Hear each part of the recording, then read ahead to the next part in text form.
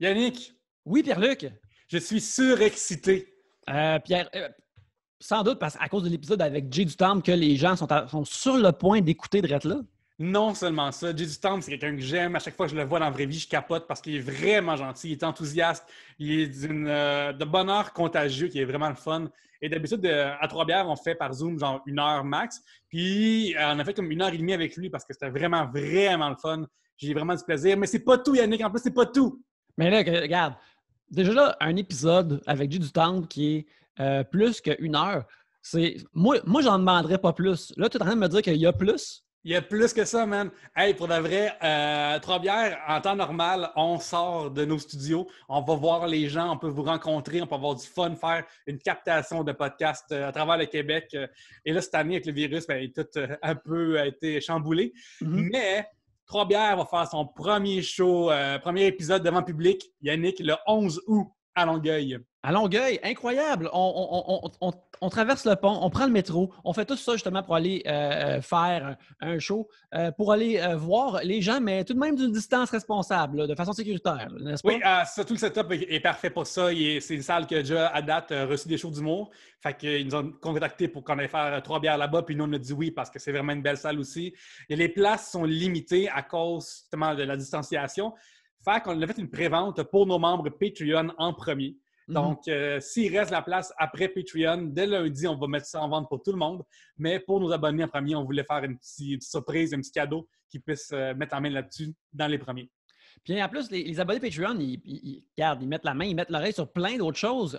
Des épisodes exclusifs du Clandestin ou du Coin de l'Amitié. Comme justement, il va y avoir un nouvel épisode du Coin de l'Amitié la semaine prochaine. Et ce vendredi, en ce moment même, il y a un nouvel épisode du Clandestin où toi et moi, on parle et on se vide le cœur sur bien des affaires qui ont retenti sur l'Internet et les scènes culturelles des dernières semaines. Alors, on parle beaucoup de ça alors que nous sommes dans un parc. Oui, et le Coin de l'Amitié, c'est un show dans lequel on parle avec un ami de notre amitié. Fait qu'on parle de aussi qu'on s'est vu la première fois, qu'est-ce qu'on a pensé de l'autre. Et tu vas voir celui qui s'en vient, il est bizarre parce qu'au début, j'avais eu une opinion négative de la personne qui est devenue mon ami. Fait que c'est le fun aussi à parler de ça. Puis pourquoi on est amis, pourquoi est-ce qu'on se voit assez souvent, puis comme pourquoi est-ce qu'on s'apprécie, tout ça. Fait que ça devient vraiment le fun et intéressant, je pense. Mais là, Pierre-Luc, avant qu'on passe à l'épisode, je sors mon agenda. C'est quelle date le show? Le 11 août, les amis, vous allez sur le patreon.com/3bières pour les abonnés. Et sinon, sur la page Facebook, on va mettre le lien pour aller cliquer là-dessus.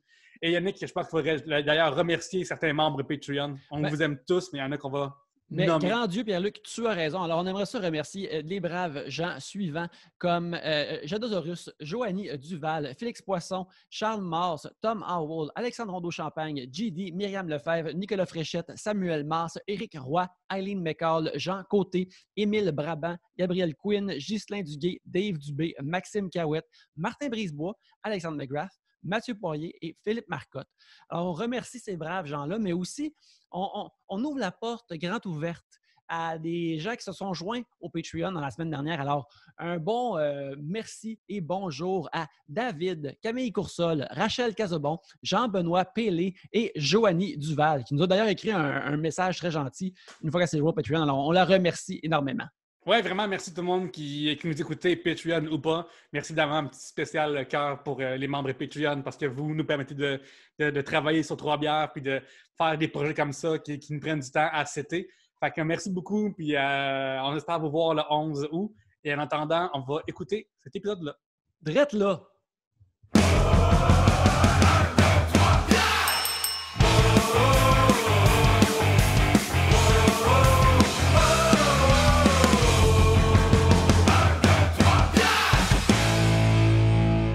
Re-bienvenue à Trois-Bières, l'émission où on parle des sujets que vous nous envoyez, le temps d'une bière. Le fonctionnement est bien simple. Premièrement, dans ce sac à sujets ici, il y a les sujets que vous nous avez envoyés. Et quand on en pige un, vous entendez ceci. Et lorsqu'on termine d'en parler, vous entendez ça là. Ça se passe plusieurs fois à l'heure d'une bière ou de n'importe quel autre breuvage vous avez sous la main. Et c'est ça, Trois-Bières, pour discuter de vos sujets cette semaine. Il y a moi-même, Yannick. Pierre-Luc. Gabriel. Et moi, j'ai du temps. Fallait-tu que je dise ça? C'était-tu ça? Yeah! Tu l'as fait. Tu l'as dit, c'est bon, c'est bon. La balle au bon, man. Hey, en ouverture, je tiens, vous étiez sur un truc à Toronto, les Superstars? Ouais, oui, cool, ça. Félicitations, c'est malade! Ouais, c'est Spotify Canada qui nous a mis sur à Dundas Square à Toronto, sur la grande façade du Eaton Center. Très content. So we do it in English, is that right? So yes, right now the podcast is now in English forever, the remaining of our life. Oui, c'est ça. On va, tu sais, déjà, Pierre-Luc et moi-même, on a souvent été critiqués pour notre franglais et notre mauvais langage, mais ils ne savaient pas que c'est une technique pour aller Voilà. dans ce qui s'appelle le ROC, le Rest of Canada. Unir les deux solitudes. C'est ça qu'on fait à Trois-Bières. Puis Yannick, tout ce franglais-là nous a permis d'être en haut le centre d'achat lors d'une journée fériée. Fait que ça a été vraiment, vraiment vu, tu sais. Oui. Par tout. Déjà là, en ce moment, surtout en Ontario, les gens se rassemblent en groupe constamment pour aller dans les centres d'achat. Oui. Mais là, ils vont encore plus des journées fériées. Fait que, mais quoi, il y avait peut-être comme du monde dans Deltaplan de loin qui l'ont vu, ou des affaires comme ça. Moi, je suis très content. Merci à Spotify Canada.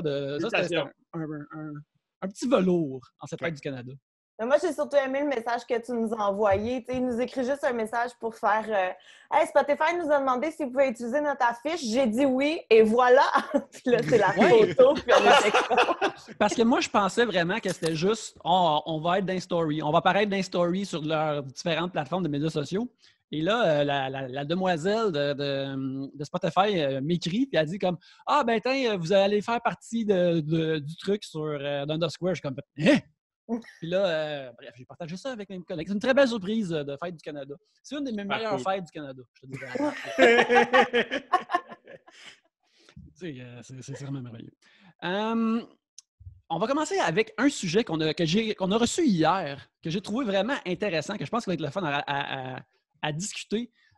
Ça vient d'un auditeur qui ne veut pas être nommé, mais cependant, il dit qu'il nous écoute beaucoup à la job avec ses collègues. Ce sont des gens qui travaillent dans le milieu carcéral. Oh, appelons-le Tristan. Tristan. Encore oui, Tristan. Ben, tu vois, il ne voulait pas être nommé, mais là, il est nommé. Il s'appelle Tristan. Puis, il dit, question pour vous. Mettons que, puis je pense que ça vient des choses que lui il a observées. Mettons que vous avez commis un crime et vous recevez une peine d'emprisonnement, c'est comme en groupe. Qui va jouer quel rôle? Alors, j'assume que ça, c'est des rôles qu'il a vus se développer de par sa job. Qui serait un informateur, bref, qui décide de se revirer de bord puis de vendre ses amis pour faire moins de prison? Qui demande l'isolement pour de la protection? Et qui va all-in et apprend à l'école du crime? OK. Ben, c'est très clair. Moi, je trouve que c'est très facile à identifier. Comment Yannick, tu deviens un informateur? Ouais, moi, je me considère quelqu'un de noble et d'honorable et qui va toujours backer ses amis. Cela dit, avec la promesse de la prison, tu ne créeras pas à la vitesse que je vais revirer ma veste. C'est comme... me semble que sa veste était noire, pas grise avec des étiquettes à l'extérieur. C'est parce que ma veste est tournée, mon ami. Et c'est sûr, t'es tellement easygoing. Juste quelqu'un viendrait te voir puis te ferait « faudrait que tu snitches » puis tu ferais « OK ».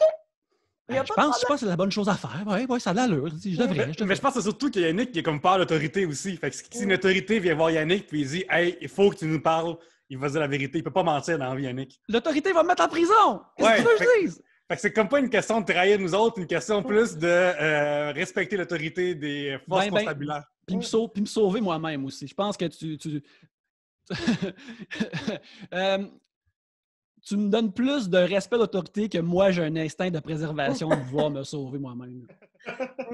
Puis clairement, Pierre-Luc, tu es en isolement, très clairement, parce que tu parles trop. Non, moi, j'aimerais ça apprendre ce système, je pense. J'aimerais ça, genre, je suis un gros nerd d'envie, j'aime ça apprendre tout. Ouais, mais c'est ça. Tu poserais les mauvaises questions au mauvais monde, tu aurais l'air louche, tu parlerais tout le temps, tu serais baveux, tu ferais des jokes, puis là, ça passerait mal, puis là, il faudrait que tu sois en isolement. Ah, c'est bien possible, ça, c'est bien possible. Je pense que c'est ça. Puis clairement, c'est moi qui deviens la matrone de la prison. Là. Mais j'aimerais ça je peux te mettre un quatrième rôle, mettons? Ouais. OK, vas-y. J'ai vu ça dans les films, tu sais, des fois, de prison, il y a des bibliothèques, là. Juste passer mon temps à la bibliothèque, on dirait que quand t'es jeune, au secondaire, aller à la bibliothèque, c'est comme une mauvaise idée, genre. Puis à mon âge, à cette heure, je trouve que c'est la fucking rêve. Là. Passer genre tout mon temps à la bibliothèque, là, ça me fait fucking nice. Lire ce que je veux. Apprendre le droit pour me sortir moi-même de prison. Mais c'est vrai que tu pourrais être le prisonnier bibliothécaire, là, tu sais, celui qui roule le petit chariot de cellule en cellule. Ouais. Puis qui fait des transactions de drogue en même temps. C'est ça, celui que tout le long du film, on est comme, c'est sûr, c'est pas lui, puis à la fin, c'est comme, c'est lui! Ouais, genre dans les livres que je parle, j'ai carvé à l'intérieur des symboles de fusil pour que tu puisses genre, sortir ton gun plus tard dans la Révolution. Très clairement. Mais toi, Jay, tu serais quoi? Faudrait te trouver un rôle aussi, là. Moi, je... Eh là là là là. Jay, il appellerait à la prison la maison des hommes, genre. Bienvenue dans la maison des hommes. Moi, je serais l'animateur, je ferais des activités. OK, on joue au loup-garou, tout le monde! Allez! Je me ferais tabasser. Puis, je me ramasserais à l'hôpital. Mais Jay, toi, t'as ton ancienne personnalité sportive qui pourrait sortir. Tu sais, des fois, il y a ça, genre ceux qui genre, ils vont au basketball le midi, genre, puis qui vont dealer un petit peu, t'as des cigarettes sur le côté en échange de gars. Un peu comme dans The Longest Yard. Te souviens-tu de ce film-là? Le fameux film avec Nelly dedans? Oui, écoute, Nelly sans plaster, je pense, c'est ça? Ouais, man, Nelly qui était comme bon au foot, finalement, là, bref, mais Chris Rock jouait là-dedans, bref. Mais peut-être, la seule affaire, c'est que autant je pense que je suis en forme dans la vie, je pense pas que je serais bon pour me battre en prison, mettons. Je pense pas que je serais équipé pour gérer ça. C'est un autre niveau, hein? C'est ça, là, tu sais. Puis c'est le genre de place où, je sais pas, là, j'essaierais peut-être de passer incognito, là, je sais pas, là, tu sais. Je sais pas, l'animateur d'OD en prison, je pense que ça passe mal. Mais peut-être que tu serais comme l'électron libre. Tu sais, il y en a tout le temps un, me semble, qui vivote d'une place à l'autre, qui n'a pas nécessairement de gang, qui s'entend bien avec tout le monde, mais qui, tu sais, serait comme là. Ouais, je pense que je la jouerais low-key, là, tu sais, j'aurais ma chemise juste, tu sais, boutonnée, 2 boutons en haut, ouverte, tu sais, chillax, je sais pas, là, je sais pas. On dirait que j'arrête pas d'y penser, puis c'est sûr que demain matin, je vais faire « Ah, c'est ça que je ferais. » Tu m'écriras, je vais l'écrire en bas. Je t'écrirai. Je t'écrirai. Bon, voilà, je parle déjà mon français, ça va super bien. Mais Jay, il y a une affaire que moi, j'ai de misère à s'imaginer, c'est que si tu veux être le passe-partout, il faut que tu vives la game un peu les dynamiques de prison, tu sais. Tu sais, ça inclut souvent bullier du monde pour montrer un petit peu que t'es comme à gauche puis à droite. Tu sais que t'es pas en bas, fait qu'il faut que tu bullies du monde, tu sais. Est-ce que tu serais capable de faire ce bout-là? Pour vrai, là, on en parle, puis je me sens pas bien. Dans le sens où, moi, mettons, me ramasser en prison, j'ai peur de ça. J'ai profond... Et comme, tu sais, quand tu vois des films, là, mettons, où tu vois des nouvelles, il a été en prison 18 ans, puis finalement, on a su que c'était pas lui. Fait que, moi, ça, là, j'en parle, j'ai des frissons, ça me terrifie. Moi, j'attends trop longtemps d'une film, j'ai l'impression que je passe à côté de ma propre vie. T'imagines 18 ans en prison et t'as rien fait? Le cœur me serre. Puis, tu sais, les gens qui sont comme « Ah, moi, si j'allais en prison, je lirais des livres, je me mettrais en chaise. » C'est pas ça, la prison. Là. Comme tu te chierais dessus puis t'aurais la chienne. Genre, c'est terrifiant. Fait que je sais pas, ça me stresse qu'on parle de ça. C'est une excellente question. Je salue Tristan. Mais tabarnak, je sais pas comment je me sentirais. Je fais un crime. Ma mère aurait tellement de peine. On dirait que c'est la seule affaire qui me passe. Oh non, Nicole! Non, mais je partage ton anxiété face à la prison. Moi aussi, Jay, c'est une affaire qui me terrifie. Le haut de mes crimes et du piratage de downloader des films, des torrents, il y a 10 ans. Puis depuis, je suis comme, non, ça l'arrête d'être là. Ça me terrifie, moi aussi, quand je vois un film qui se passe en prison, je suis comme, l'intrigue, c'est mieux de sauver de prison parce que. Puis qu'il se sauve dans les 15 premières minutes. Puis le reste, je m'en sac. C'est un milieu qui est super fascinant, par exemple. À chaque fois que je vais jouer au théâtre Marcelin Champagnat à Laval, qui est collé sur la prison, je suis tout le temps comme. En ce moment, il y a comme. Ils sont là, tu sais, comme. Il se passe plein d'affaires. C'est fucking fascinant. J'ai comme plein de questions. J'ai le goût de voir comment ça fonctionne. Mais t'étais pas venu avec moi au centre jeunesse? J'ai fait un centre jeunesse une fois grâce à toi, mais je pense pas que tu étais avec nous. C'était dans l'Est. Ah oui, toi, tu étais à l'autre et non pas celui qui est également un centre, qui est de la voyons, il y a un centre jeunesse, mais à Cité des Prairies, qui est, il y a des jeunes qui sont incarcérés là-bas. Tu n'es pas venu à lui? Je pense pas, non. Je pense pas. Mais il y a quelque chose, je me souviens, ce show-là, Gab, pour moi, là, c'était tellement important de vraiment donner un bon spectacle. Fait que j'étais comme, je sais pas c'est quoi la vie de ces kids-là. Ils ont 13, 14, 15 ans, 16 ans. J'ai l'impression que j'avais vraiment besoin de leur changer les idées et de les faire rire pendant une demi-heure. Là. Fait qu'on dirait que j'étais super nerveux avant. Je voulais être certain qu'ils soient vraiment contents. Puis c'était un contexte où il n'y avait pas beaucoup de jeunes. Non. Puis, je me souviens qu'il y en a un qui était venu nous voir à la fin, il était super timide. À mon souvenir, il n'avait pas ri une fois. Il était un peu, dans le fond, assis un peu de même. T'sais. Puis à la fin, il est venu nous voir puis il nous avait serré la main comme... Il avait fait le détour, il n'était pas obligé de venir nous voir. Puis lui, je ne sais pas ce qu'il a vécu, mais je pense qu'on lui a fait du bien un matin. Je me souviens de ça. Ah ouais, hein? Mais c'est vraiment un autre univers. D'ailleurs, il y a le balado Bienvenue à Cité des Prairies que vous pouvez écouter, qui est sur audio. Et puis justement, c'est un gars qui suit. Là-bas, il y a la classique hivernale, qui est un tournoi de hockey, en fait, où il y a des vedettes invitées qui sont là. Puis les jeunes, ben c'est une motivation pour un bon comportement, si on veut. Là. C'est comme la récompense ultime de participer à ça. Fait que le gars, ben Gab Gagnon qu'on a reçu, là, Gabriel Allard-Gagnon qu'on a reçu dans un autre épisode, qui a réalisé ça. Puis dans le fond, il suit un groupe de jeunes, leur comportement, leur évolution, leur fugue, leur rechute. C'est vraiment intéressant. Puis voilà. Mais moi, quand j'ai été assistée pendant plusieurs années, là, tant en protection de la jeunesse que du côté des jeunes délinquants. Puis effectivement, c'est un autre univers. Là. C'est vraiment fascinant. Wow. C'est fou, pareil, comme... Tu sais, peu importe l'âge, une place jeunesse, une place pour adultes, tu sais, juste te faire déposséder de tes choses, là. Tu sais, c'était dans les films, là, mais tu sais, comme quand tu prends ton petit ziploc, puis tu donnes toutes tes clés, puis des affaires, puis là, ils mettent de côté, là. Moi, quand je passe, genre, à Sécurité Centre Bell, puis je fais ça dans un petit panier à côté, puis je l'ai 4 secondes après, ça me stresse énormément. Maintenant, imagine, genre, passer comme des mois à taper ton ventre-cuisse, il est où mon iPhone? Je sais que ça me passerait du temps avant de revenir à la normale, là, de juste même que ta nouveau normal, c'est pas avoir tes affaires, là. C'est fou, là. Ouais. Mais non, c'est vraiment hallucinant. Mais justement, je te demandais, Jay, si tu étais venu parce que quand on est allé faire un show à Cité des Prairies, après, Richard, il nous avait fait faire le tour. Il nous avait fait visiter les installations, puis il nous avait enfermés dans une cellule. Puis je me souviens que les gars qui étaient là, ils avaient comme fait « OK, c'est beau, là, on peut-tu sortir? » Mais ouais. J'ai travaillé pour le Grand Défi Pierre Lavoie aussi l'été entre mes 2 années à l'École de l'humour. Puis on avait été dans un centre jeunesse aussi, si je ne me trompe pas, dans Huntsic. Puis je me souviens aussi de cette journée-là, là, tu sais, l'espèce de tu veux bien faire. Je me souviens que les intervenantes aussi, comment c'est une job qui est tough. Il faut être patient, mais en même temps, faut être rigide. Je me souviens là, faire, mon Dieu, que la ligne est vraiment mince. Mm-hmm. C'est vraiment des jobs difficiles, puis c'est des contextes difficiles pour les jeunes aussi. Oui, absolument. Mais moi, je me souviens un atelier que je donnais avec un de mes groupes qui était justement des jeunes délinquants. Et puis, tu sais, je donne mon atelier, des ateliers d'humour. Tu sais, les gars, ils s'entorchent, là. Ils sont juste là parce qu'ils savent que ça leur donne des bons points de comportement. Puis that's it. Mais tu sais, bref. Mais ils étaient, somme toute, cool. Mais il y a un moment donné, on faisait un exercice. Puis là, bon, ils font des jokes et puis ça va. Puis c'est à ce moment précis, je suis dans la bibliothèque du centre jeunesse, puis j'ai réalisé, à cause d'une joke qu'ils ont faite, puis que beaucoup trop de monde a ri, sauf moi, qui n'a pas compris. Là. Puis c'est à ce moment-là que j'ai catché qu'eux, dans leur poche, il y avait toujours, justement, leur portefeuille, leur téléphone, puis un gun. Puis j'étais comme... Et vous êtes tous mineurs. Incroyable. Ouais, des bonnes blagues de relatable, tu sais, quand ton gun tombe à terre, puis là, comme mot à dire. C'est tellement gênant. Ouais. Tu sais, tu veux le ramasser, mais à la place sur le kick en même temps, là, comme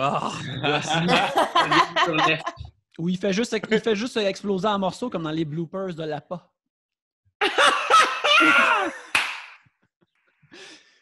J'ai vu l'APA cette semaine, c'est pour ça que ah oui, c'est comment? Oh my! Moi, j'ai vu au cinéma sous-titré en français, en anglais. Parce que j'avais eu des billets gratuits pour celui de genre Cinéma Forum. Là. Puis habituellement, c'est des films en anglais qui passent là. Fait que le sous-titré en anglais là-bas. Puis, oh mon Dieu! Ouais. Moi, je l'ai vu sur YouTube. Il est sur YouTube, ben freestyle. Puis les gens qui ont les droits de l'APA ne semblent pas se soucier de sa présence sur YouTube. Fait que je l'ai écouté de même. Mais quel film? Est-ce que tu l'écoutais genre attentivement ou en faisant d'autres choses, genre? Parce que si tu l'écoutais attentivement, Genre, t'as pas le droit de dire « j'ai pas le temps d'envie » si t'as fait ça, là. Non, je l'ai écouté de façon un peu pour m'en moquer, mettons. Mettons que j'avais ça je travaillais sur l'ordinateur, puis j'avais ça en petit écran en tour alors que je dessinais, quelque chose comme ça. Puis bref, c'était... n'est pas Eddie Murphy qui veut. Il y a une tentative il y a un acteur, il y a une des têtes d'affiche qui veut vraiment être Eddie Murphy dans le flic de Beverly Hills là-dedans. Et ce n'est pas Eddie Murphy qui veut. C'est difficile. Même Eddie Murphy, il ne l'est pas tout le temps. Oui, c'est vrai. Écoute, je vais y aller avec un autre sujet. Yes! J'ai copié-collé son nom, alors je ne crois pas faire de faute dedans. Marie Châtel-Trudeau qui nous demande de quoi avait l'air notre chambre d'enfance. Fait que, mettons, on parle poster. Là. Quel genre de poster qu'il y avait dans vos chambres jadis? Moi, mettons, j'ai quitté ma maison d'enfance quand j'avais 12-13 ans. J'aimais full ma chambre parce que j'avais un toit comme penché de même. Puis je trouvais ça bien cool. Tu sais, c'était comme une pièce un peu différente dans la maison. Mm-hmm. Puis j'avais à côté justement de mon lit, qui était comme en dessous. Mon lit était de même par rapport au plafond. Et là, il y avait une petite partie de mur. Et je l'ai eu tellement longtemps. Puis je le kickais dans la nuit sans faire exprès. Puis ça, il a été magané en dessous, mais je l'ai gardé tellement longtemps. Le poster de Team Canada 2002 de hockey avec Mario Lemieux, Wayne Gretzky, Simon Gagné, Martin Brodeur, name it, qui sont là avec les médailles. J'avais ça, mais j'avais un lit qui était en fait un petit Jeep. Oh! C'est cool, ça! Ça, c'est cool. Oh mon Dieu, que c'est cute! Ah ouais, le char le lit véhicule, ça, c'est le rêve de tout enfant. C'était un lit, c'était un manège, c'était plein de choses. Puis après ça, quand on a déménagé, là, ma chambre d'adolescence, j'avais trop de photos de Bob Marley comme tout le monde devait penser que je fumais full de weed, Ouais. mais comme pas du tout, tu sais, genre je faisais des push-ups avant de me coucher puis je jouais au hockey. Mais j'avais genre Vin Diesel, Rocky, Bob Marley, c'était éclectique, mais j'avais tout ça. Et tu vois, mon poster de Rocky, c'était le gros poster du premier film, quand j'avais Mohamed Ali aussi. J'étais complètement un ado, je sais pas j'étais quoi, là, mais j'étais mêlé, visiblement. Puis mon poster de Rocky, on dirait que j'étais comme, quand j'ai refait ma chambre, je voulais pas le jeter. Fait que je l'ai donné à mon cousin qui l'a mis dans son gym. Puis là, je me suis acheté une maison, puis j'ai un gym. Mon cousin qui me dit, tu sais, j'ai 28, il y a 37, genre, puis il est comme, si jamais tu veux ton poster, je comprends, là, tu sais. À quel point on n'a pas les moyens de se commander un poster 15$ sur Amazon. Fait que voilà. Il y avait beaucoup de Là, puissance. tu l'as-tu repris? Je ne l'ai pas repris encore, mais je ne sais pas si je vais le reprendre. On dirait que je veux. Mais mettons, 2020, Jay, quel poster tu mettrais dans ton gym maintenant? Hey, pour vrai, je sais pas. Ben, pour vrai, Mohamed Ali, là, doesn't get old. Là. C'est comme un bon vieux classique. Puis je te dirais que dernièrement, je ne sais pas si vous avez vu les vidéos de Mike Tyson qui a recommencé à s'entraîner.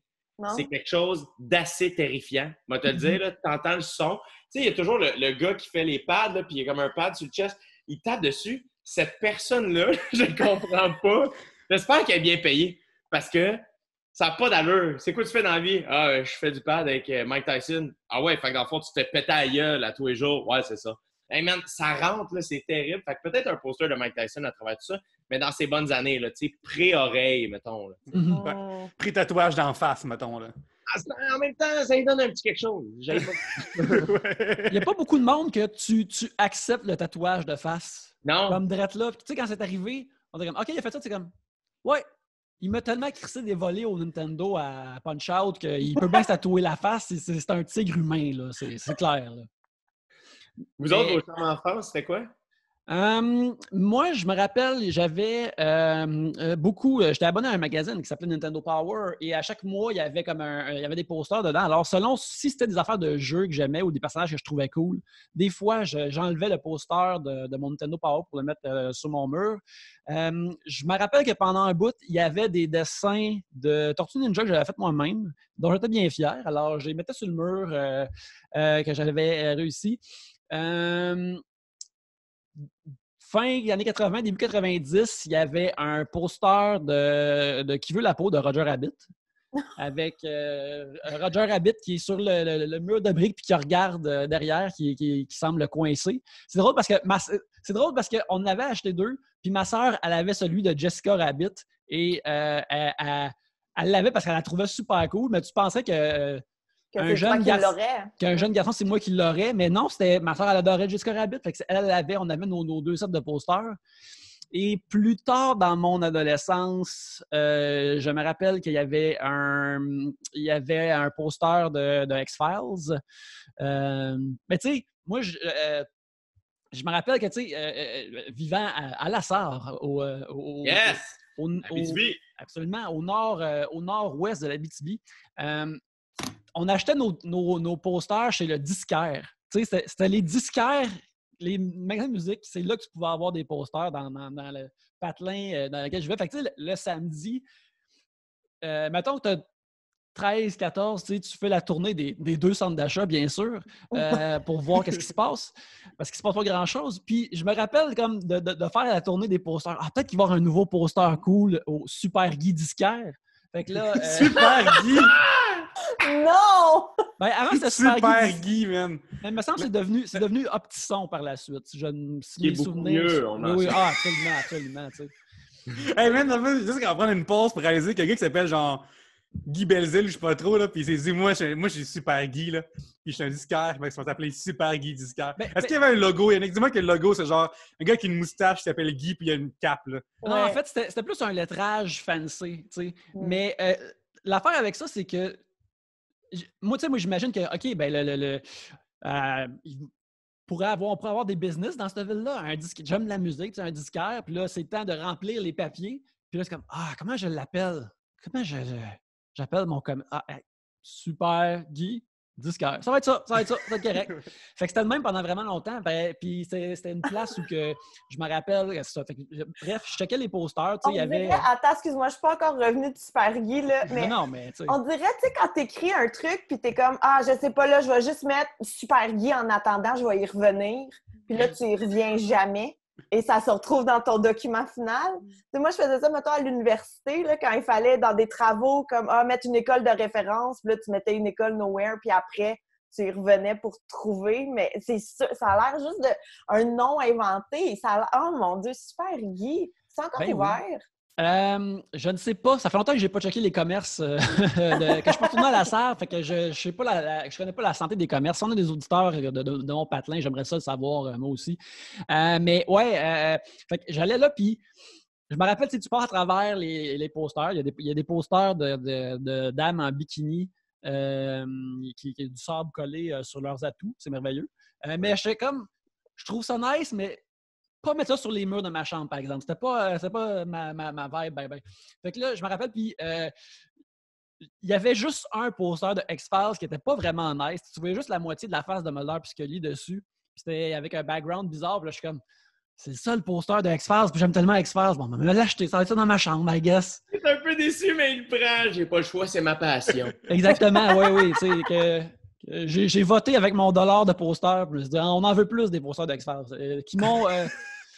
Mais là, tu sais, quand j'ai déménagé à Montréal, à mon premier appart, à Montréal, l'éventail de posters d'X-Files, c'était vraiment plus grand. Fait que là, j'en avais deux, puis ils étaient variés, là. C'était beau, là. J'étais très content. C'est tellement cute. Yannick, à date, t'es vraiment on-brand. Ouais. Écoute, ben oui, j'ai absolument pas changé à travers le temps. Là. C'est ça qu'il faut en retirer, mais regarde, à date, ça a l'air de marcher pas si peu. Mais ça, je me souviens qu'il y avait ça en masse, là, puis... je me rappelle d'avoir découpé aussi des affaires de comic book dans d'autres magazines de comic book comme Wizard. Fait que des fois, je collais ça sur mes pages. Fait que là, bref, mes passions sur les murs, c'est ça qui se passait. Puis toi, Gab, là? Moi, j'ai eu comme deux phases, là, ma chambre d'enfant versus ma chambre d'ado. Puis quand j'étais enfant, quand mes parents ont acheté la maison où ma mère habite toujours, ma maison d'enfance, je sais pas qu'est-ce qui s'est passé. En fait, j'avais 5 ans, là, fait que j'ai pas été consultée, mais ils se sont dit c'est une chambre de petite fille. Donc, on va faire une chambre de petite fille. Donc, ma chambre était peinturée rose pâle, de bord en bord, et c'était la belle époque de la tapisserie. Ouais. Donc, j'avais à mi-mur une bande comme ça de tapisserie où c'était tous des chats de dos. Ouais. C'était quand même cute avec du rose. Et le bas, c'était toute la tapisserie de la même teinte de rose avec des petites pattes de chat blanches. Tout ça, moi, c'est oui, hein? Tout ça, c'est oui. Ouais, c'était ça et c'est ça. Mais là, un moment donné, ce qui s'est passé, c'est qu'en vieillissant, la tapisserie a commencé à relever. Et moi, je grattais. Fait que j'arrachais la tapisserie tranquillement. Et ce que ça faisait, c'est que ça laissait une pellicule blanche, là, en fait, comme la tapisserie, elle se dédoublait. Fait que j'ai commencé à dessiner là-dessus. Alors, toutes les bas de mes murs étaient juste de la tapisserie arrachée avec des dessins. Puis là, un moment donné, ma mère a fait « Là, on va arrêter. Hein? Ça n'arrivera pas. » Puis je me souviens que j'avais fait le dessin de Jamiroquai. Tu sais, là, avez-vous le référent de ça? Ou... J'ai pas de dessin, mais je connais le groupe, en fait. Oui, mais il y avait comme une ombrage noire avec son chapeau funky, puis tout. En tout cas, j'avais dessiné ça, mais tu sais, c'était épouvantable. Là, les proportions étaient vraiment pas bonnes. Ça, mais je l'avais dessiné. Puis après, ma chambre a été verte, bien relax, vert foncé. Et là, il y avait des posters. Tu sais, j'étais abonnée aux filles d'aujourd'hui, hein. Fait qu'en veux-tu du poster en v'là, là. Backstreet Boys, all the way. Je découpais des belles affiches que j'aimais, des fois des pubs de parfums que je trouvais belles, ou juste des belles photos, des trucs de même. Je collais ça ces murs. On voyait même plus la couleur de ma chambre. J'étais un cliché de chambre d'adolescente. Puis un soir, avec une de mes amies, je vais dire à jeun, mais je suis pas sûre à 100%. On a commencé à peinturer sur ma toile de rideau de mon store, là. On a peinturé là-dessus. Fait qu'on a peinturé ça, puis là, c'est resté. Ma mère était contente ou... Ben, elle a comme fait « Oh, regarde, au moins, t'étais pas dans un parc en train de fumer. » J'étais comme « Non, parce qu'on l'a fait avant. » Mais... On a qu'il n'y avait pas une flamme ouverte proche de la peinture. Je veux dire, si on veut être sécuritaire, là. Et c'est ça voilà. qui est important. Mais ouais, fait qu'on a fait ça. Puis quand je suis déménagée, ma mère a dit « Tu le veux-tu? » Je fais « Ah non. » Puis là, elle a fini par le jeter. Là, elle l'a pu, malheureusement. Ce chef-d'œuvre. Malheureux. Toi, Pierre-Luc, est-ce que tu avais combien de posters d'équations sur tes murs? À un moment donné, j'avais, genre, quand je suis rendu plus vieux, j'avais comme imprimé, genre, une page complète des décimales de pi pour les apprendre dans mon temps lousse, parce que quand j'écrivais d'étudier en mathématiques, des fois, ça me faisait juste du bien de me regarder puis recompter dans ma tête, mettons, les 20 premières décimales. Ça me resettait un peu, genre, ça faisait comme... T'en souviens-tu T'en souviens-tu un peu? Non, je me souviens juste, genre, de comme 3,141926, genre. Non, c'est ça. En tout cas, je me souviens non plus, tu vois, genre, je me souviens plus. Ouais, ça. Ben, en fait, le 5, c'est, 5, 2, 9, 6, c'est tout. Genre, dans le temps, je me souvenais plus. Mais, tu sais, mettons, je me souviens que le nombre naturel, c'est genre, le chiffre de l'heure, c'est genre 2,7181824, 2,9. Parce que, genre, quand j'étais au secondaire, je m'ennuyais tellement en mathématiques que je prenais ma calculatrice puis j'essayais de voir que ça faisait le chiffre ln. Je comprenais pas ce que ça faisait. Fait que je voyais que quand je rentrais, c'était une fonction qui écrasait des chiffres. Fait que je voulais savoir c'est quel chiffre qui donnait 1 parfaitement, genre. Fait que j'ai passé des heures à mi-temps trouver quel chiffre donne ln de quoi donne 1, genre. Parce que c'était trop plate. Je m'ennuyais trop. Hein. Vite aujourd'hui, puis je comprends pas. Je peux pas croire comment tu l'as découvert.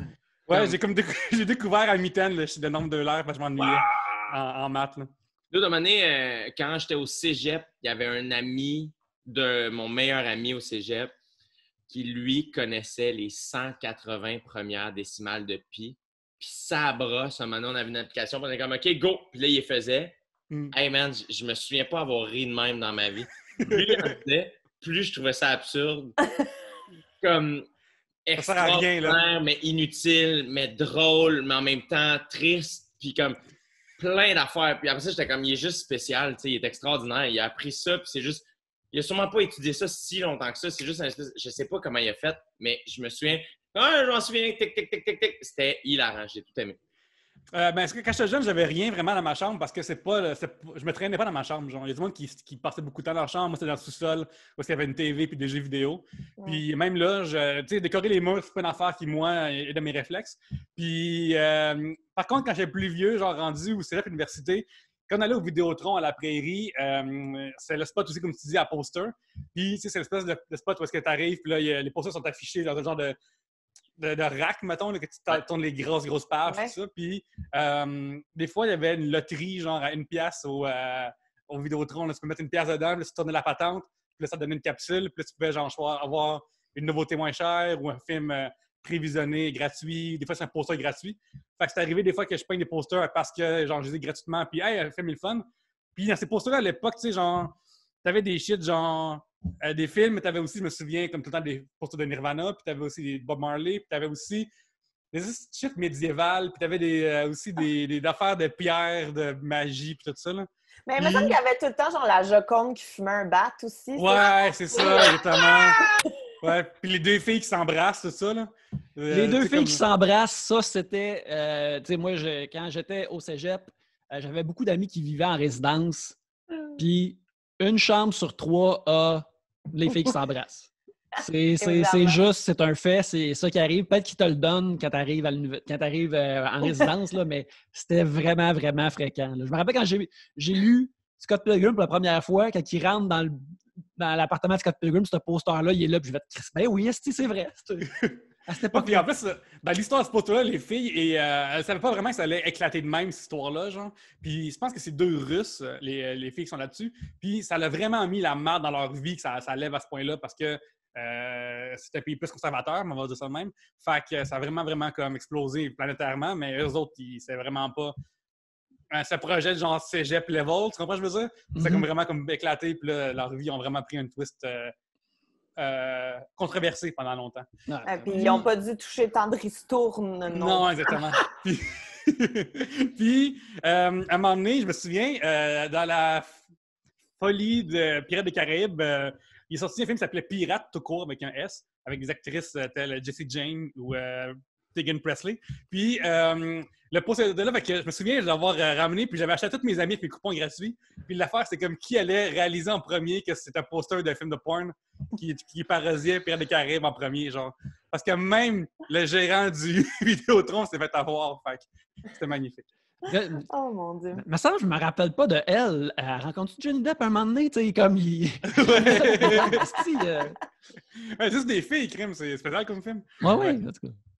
Merveilleux, merveilleux. Mais justement, vu qu'on est là-dedans, est-ce que vous vous rappelez, mettons, d'une décision de décoration que vous avez faite dans votre premier appart, mettons, quand vous avez quitté la maison pour la première fois, là, quand vous étiez comme maître, vous aviez le choix de décorer comme vous vouliez. Qu'est-ce que vous avez fait? Est-ce que vous avez un souvenir de ça? C'est quoi la première touche personnelle que vous avez mis dans votre premier logement? Moi, j'avais... Quand j'ai déménagé, j'avais pas vraiment les moyens de meubler tant que ça. Fait que je suis juste parti avec du stock de chez mes parents. Puis il y avait un clou dans le mur. Il me faudrait que j'accroche de quoi là. Puis ça se voulait sentimental au début. Parce qu'au sous-sol chez nous, ma tante Lucille, qui était décédée quelques années avant, qu'on aime full la maison, là, c'est la tante à ma mère, elle nous avait acheté un poster de Charlie Chaplin, tu sais. Puis je suis juste parti avec, puis je l'ai mis dans mon appart, tu sais. Puis... Mais c'est parce qu'à un moment donné, comme 4 ans plus tard, à un moment donné, tu dates une fille, puis elle est juste comme... Écoute, on va le mettre en arrière du divan. OK.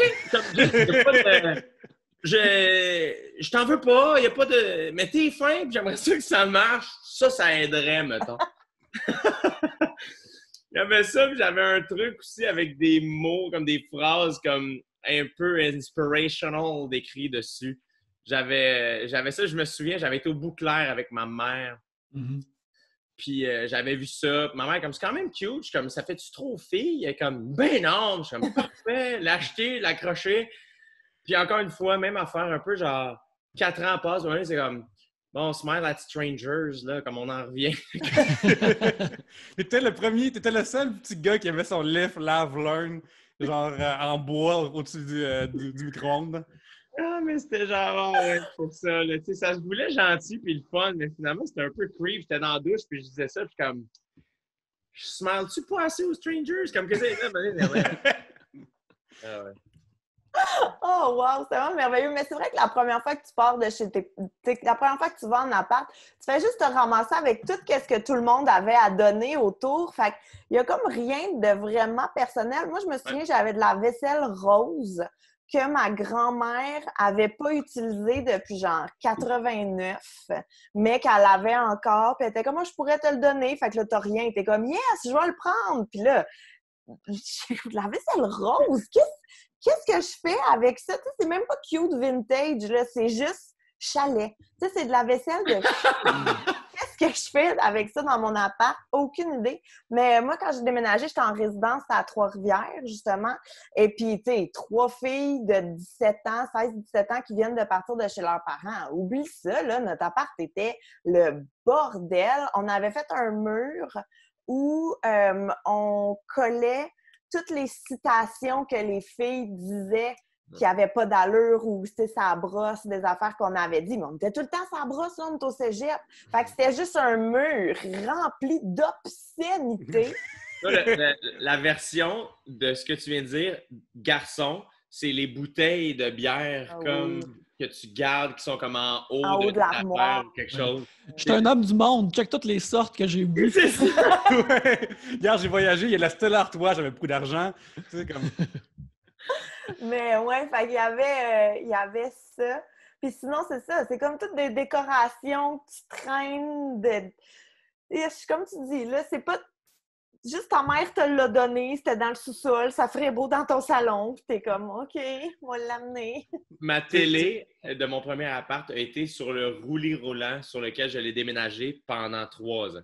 Comme je l'ai roulé là-dessus, 3 années ont passé, puis à un moment donné, je pense, ça me surprendrait pas que ce soit pendant mon premier OD, quand ma mère, à un moment donné, est allée à mon appart, puis elle a monté un meuble, puis elle m'a mis ma télé dessus, puis elle est repartie avec le roulis-roulant.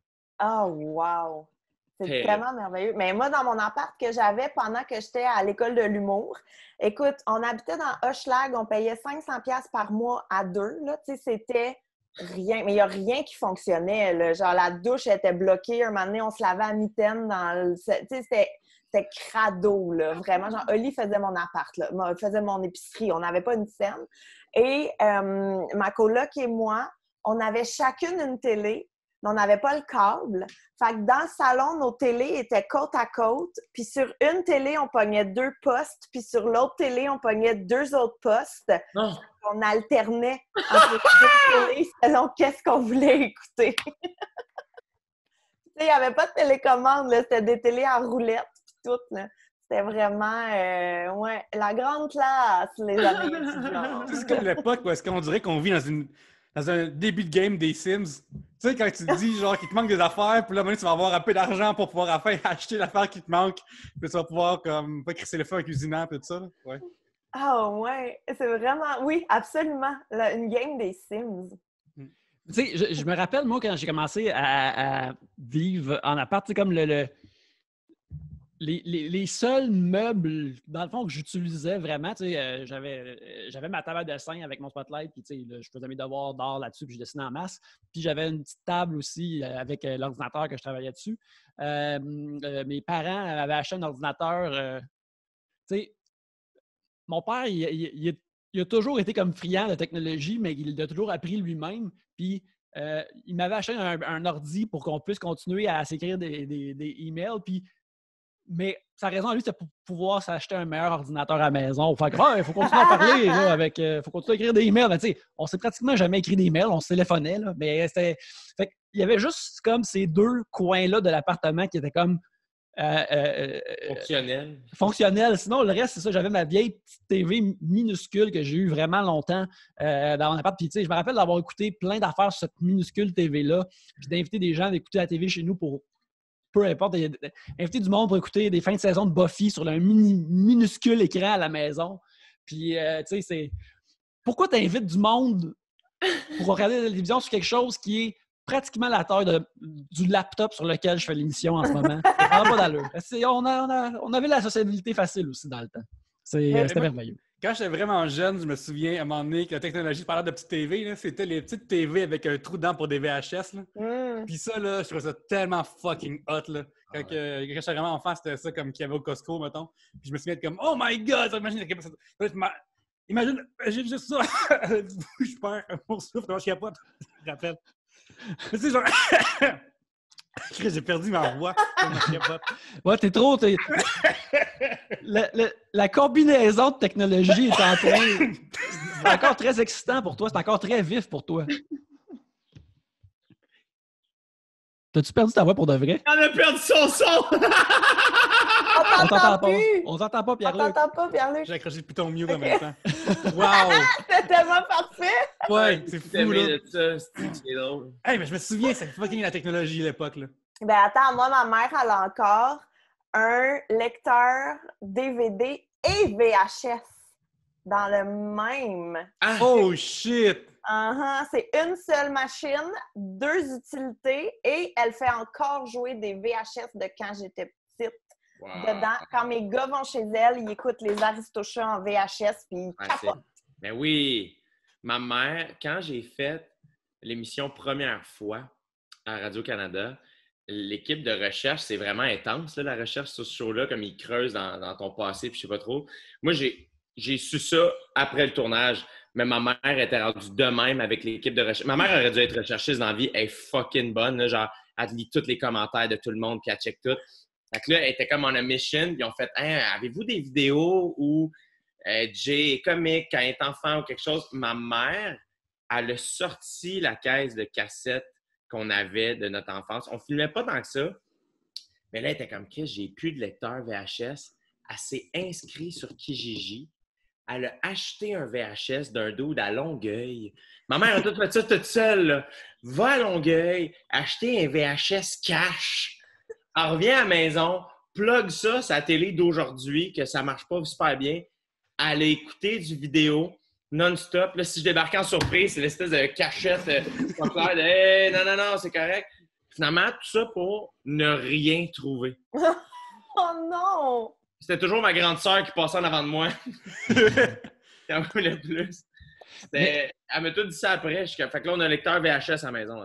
Oh mon Dieu, mais ta mère est tellement cute. Ta mère, c'est comme une des personnes les plus cute au monde. Elle commande des fois mes posts Instagram, puis à chaque fois, je suis comme « Oh mon Dieu! » Elle t'adore, elle te trouve hilarante et elle m'en parle, regarde. Elle m'en parle, puis là, j'ai dit « Oui, je l'ai vu, j'ai liké aussi, tu sais. » Oui, puis elle continue. C'est le sujet. Puis quand elle va magasiner, c'est assez le fun qu'elle fasse ça. Là. C'est drôle. C'est drôle qu'elle fasse ça. Ce que j'aime avec la description de ce que tu nous décris de ta mère en ce moment, tu sais, le fait aussi que ta famille, vous avez un vignoble, fait que j'imagine qu'elle travaille le vin, des affaires comme ça. C'est très série de détectives de la BBC, comme la madame qui a son vignoble et qui élucide des meurtres aussi dans le village. Je trouve que c'est. En tout cas, c'était une affaire avec toi à penser. Là. On aime ça, nos shows policiers, pas exactement policiers au Québec. Là. Pense à ça pour un pitch. Là. Nicole qui élucide des mystères là, à travers le vignoble. Là. Moi, je pense qu'il y a quelque chose. Là. Ben, moi, je l'écouterais. Hein? Je serais là, c'est sûr. Non, absolument, absolument. On va y aller avec un autre sujet de Caroline Deschaines qui nous parle... lisez-vous votre horoscope et y croyez-vous? Oh mon Dieu, oui! J'attendais que tu le dises! Oui, aux deux, tu y crois et tu le lis, ou genre tu le lis puis tu y crois pas, ou... La face! Les 2 mains devant le visage. Non, mon Dieu, oui! Excusez, je l'ai dit! C'était plus fort que moi! Je l'ai dit ce matin, t'as dit que j'allais passer une belle journée! C'est parce que je suis pas fière. Mais j'aime ça. Je trouve ça le fun, je trouve ça divertissant. J'y crois pas dur comme fer, là. Tu sais, mettons, quand je prenais le métro, là, puis tu lis ton horoscope dans le 24 heures, je suis pas comme... C'est ça qui va décider de ma journée et tout. Mais c'est juste que récemment, Mercure était rétrograde, hein, avec une éclipse lunaire puis tout. Ça, tu vois, ça me parle. On dirait que... On dirait que Mercure en rétrograde, c'est une excuse pour être des mardes pendant le mois de mars, genre. Tu sais, je sais pas si t'as vu ça, il y avait comme plein de mimes de comme, ben là, je suis pas de bonne humeur ce temps-ci, c'est à cause de Mercure, comme si c'était genre un passe-droit pour être une vidange. Mais- Ah non, moi, ça Comme vous m'aide à savez, c'est lâcher quoi? prise quand mon quotidien est tough. Tu sais, mettons, quand mes enfants sont désagréables, c'est parce que Mercure est rétrograde. Fait que c'est pas de leur faute techniquement, fait que je peux continuer de les aimer, c'est pas de leur faute. Ah. Mais ça veut dire quoi, m'aide à- Mercure en rétrograde? Il sort d'un alignement planétaire, c'est tout ça? Ouais. C'est... Je pourrais pas t'expliquer exactement, mais ça débalance puis ça fait que tout est plus chaotique. Tout le monde est moins tight, là. Mais tu vois, le plus, c'est que moi, je suis pas un grand connaisseur de l'astrologie. Je lis pas ça, tout ça, mais je suis quand même... Surtout, si quelqu'un arrive et fait « on tire tout au tarot », ça devient un jeu dans ma tête, puis je trouve ça intéressant. Puis, ultimement, après ça aussi, c'est un peu dégueu. On parle de moi. Fait que ça, il y a quelque chose aussi par rapport à ça, là, de comme, on devient donc spécial, là, quand on... Soudainement, c'est comme, ouais, dans le fond, ma vie fait du sens. Je sais pas, il y a comme quelque chose de rassurant puis de peut-être égocentrique aussi, mais l'autre fois, je pensais à ça puis j'étais comme, mettons, là, tu sais, ils disent, je sais pas qui, là, mais les scientifiques disent que la Lune a rapport sur les marées, mettons. Oui. Puis je suis comme, tu sais, la mer, c'est gigantesque puis c'est fucking puissant. Puis la Lune a une influence sur la mer. Puis je sais pas si t'as déjà checké. Moi, des fois, je fais juste regarder le monde marcher, là, tu sais. Puis c'est comme, on est fucking petit, là. On est vraiment pas grand-chose. On est un petit tas d'atomes qui se promènent puis qui veut être divertis. Je suis comme, ben, tu sais quoi? Ça se peut vrai. On sait tellement rien que ça me surprendrait pas qu'il y ait quelque chose en quelque part qui a une influence sur nous autres. On est 90% d'eau. Oui, c'est ça, c'est ça. Ouais, mais genre, Jay, c'est comme la gravité seulement, c'est pas genre ton tempérament ou c'est pas que tu vas avoir un accident. C'est là où je Tu vas avoir fais, un chèque qui va rentrer, là. C'est ça, je suis d'accord avec toi. Puis je trouve aussi, moi par contre, j'aime, récemment, okay, on était une soirée d'amis, puis il y a une fille qu'on connaissait moins qui était là, OK? Puis là, rapidement, on a catché, elle nous a laissé savoir qu'elle tripait sur l'astrologie, tout ça. Et David Bocage était avec nous, OK? Puis l'humoriste David Bocage, puis Dave, pour ceux qui le connaissent peu, il est extraordinaire, mais il a peu de tact dans la vie, pour ne pas dire... Je l'adore. Et moi, il n'y a rien que j'aime plus dans la vie. Comme c'est mon meilleur ami, je suis tout le temps avec ce gars-là. Il n'y a rien que j'aime plus que d'accompagner Dave lorsqu'il rencontre des nouveaux êtres humains parce qu'il est incapable d'être autre chose que lui-même. Ce qui fait qu'il lâche des calls complètement champ gauche et la pauvre fille, hey man, ça y passait à côté, elle comprenait à rien du niveau. Puis là, elle nous parlait d'astrologie. Puis souvent, je suis comme, ces gens-là, il y a toujours quelque chose d'un peu fascinant. Ça n'a pas l'air simple, la vie. Tu sais. Moi, j'ai déjà rencontré une fille où on passe une super belle soirée. Puis on discute, c'est super le fun. Puis je suis comme, on va sûrement peut-être frencher un peu plus tard. Puis ce serait cool. Tu sais. Puis elle a l'air super fine. Puis c'est intéressant. Puis on rit. Puis comme, c'est quoi ton signe astrologique? Je suis comme, ben, vierge. Elle est comme, ça ne marchera jamais. Moi, je suis vierge aussi. 2 vierges ensemble, c'est non. Puis j'étais comme, fait qu'on fait quoi? On cancelle tout. On croit pas à ce qui se passe. Comme, on croit pas à la réalité. Je comprends pas ce que tu me dis. Puis après ça, à un moment donné, ça a pu fonctionner. Ben, pourquoi on se voit plus? Puis je suis comme, ben, je sais pas, on dirait que tu m'as repoussé tout le long. Puis là, je me dit, je sais pas quoi faire, Carlis. Oh là là là là.